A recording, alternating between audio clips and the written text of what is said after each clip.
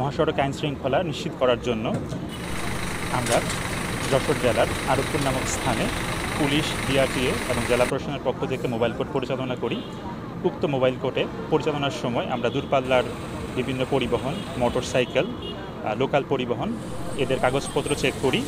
তাদের যাত্রীদের অতিরিক্ত ভাড়া নেওয়া হচ্ছে কিনা সেগুলি আমরা চেক করি। যেসব পরিবহনে আইন শৃঙ্খলার সঠিকভাবে কাগজপত্র সঠিকভাবে পাওয়া যায়নি তাদেরকে আমরা সড়ক পরিবহন আইন 2018-এর বিভিন্ন ধারায় বিভিন্ন দণ্ড প্রদান করি। তাছাড়া নো হেলমেট নো ফুয়েল এই বিষয়ে যাত্রীদের সচেতন করি, বিশেষ করে মোটরসাইকেল আরোহীদের। প্রতি 8-10টা গাড়িতে আমরা প্রায় 15,000 টাকার মতো জরিমানা করি এবং তাদেরকে কাগজপাতি যেন ঠিকঠাক থাকে এই সম্পর্কে তাদেরকে ব্রিফিং প্রদান করি।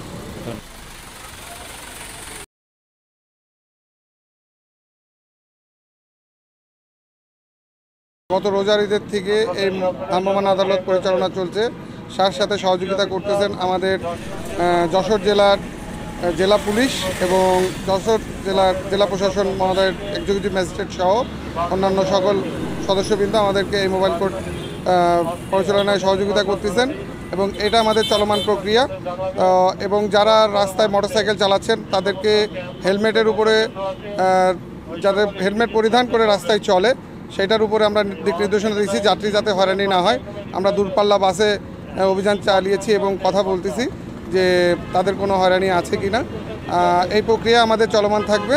আমাদের জরিমানা করছে নির্বাহী ম্যাজিস্ট্রেট। আমাদের ড্রাইভার সাহেবের ওনার ব্যক্তিগত ড্রাইভিং লাইসেন্সটা রেনু করতে দেওয়া ছিল, রেনুর স্লিপটা ওনার কাছে নাই, এ কারণে জরিমানা হচ্ছে।